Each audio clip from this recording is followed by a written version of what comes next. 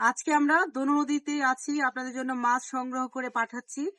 তো এখন দুপুর হয়ে গেছে, তাই আমরাও কিছু মাছ রেখেছি দুপুরে রান্না করে খাওয়ার জন্য। দেখেন, দনু নদীর মিষ্টি ইচা আজকে নৌকায় বসে রান্না করে খাবো। তো নৌকায় বসে রান্না করে দনু নদীর মাছ খাওয়ার যে অভিজ্ঞতাটা, সেটাই আপনাদের সাথে শেয়ার করব। মাছগুলো কাটার জন্য আমরা জেলে ভাইদের কাছ থেকে একটা ছোট বটি নিয়ে নিয়েছি। তো এখন চিংড়ি মাছগুলোকে সুন্দর করে কেটে ধুয়ে পরিষ্কার করে নিব।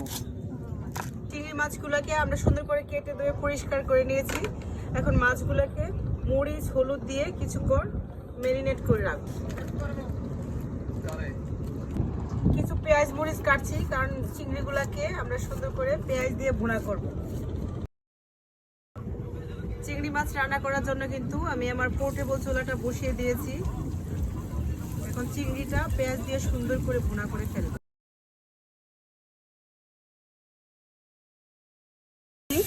দেখেন, চিংড়ি মাছগুলো দেওয়ার পরে কি সুন্দর একটা কালার চলে আসছে।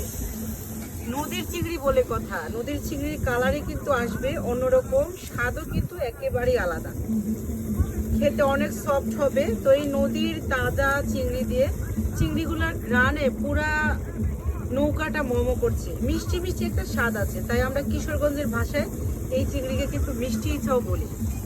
দেখেন, চিংড়িগুলোর কি সুন্দর একটা কালার চলে আসছে।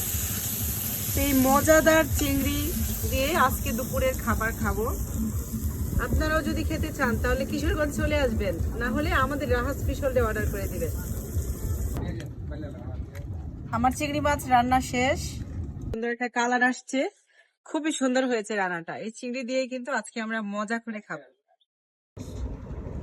কাচকি মাছ নিয়েছি জেলে ভাইদের কাছ থেকে। কাচকিগুলোকে সুন্দর করে ধুয়ে পরিষ্কার করে নিয়েছি, কারণ কাচকি মাছে কিন্তু অনেক গাছ থাকে। আমার কাছে যতটুকুই মশলা ছিল ওগুলো দিয়ে কাচকি মাছগুলোকে সুন্দর করে মাখিয়ে তারপরে ভাজি করে ফেলবো। কাচকিগুলোকে মশলা দিয়েছি, যতটুকুই মশলা আমার কাছে ছিল।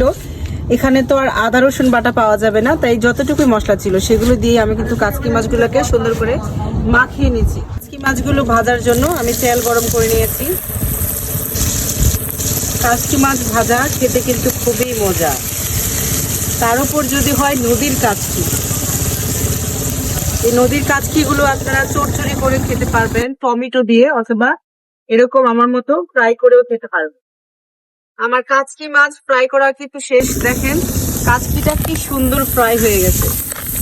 তো কাচকি মাছ এরকম মশলা দিয়ে মাখিয়ে ফ্রাই করে খেতে কিন্তু খুবই মজা, ঝুরঝুরে হয়েছে একদম। দেখেন,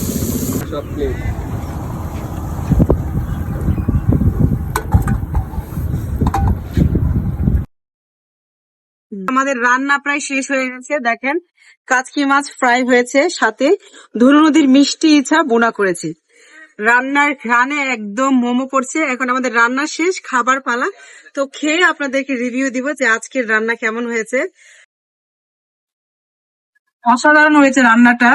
কাচকি মাছ আর চিংড়ি বোনা দিয়ে আর রাসটা জমে গেছে।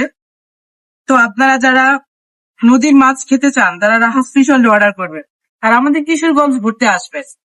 এখন ভরপুর পানি আছে, এরকম নৌকায় বসে খাওয়ার মজাই কিন্তু আলাদা।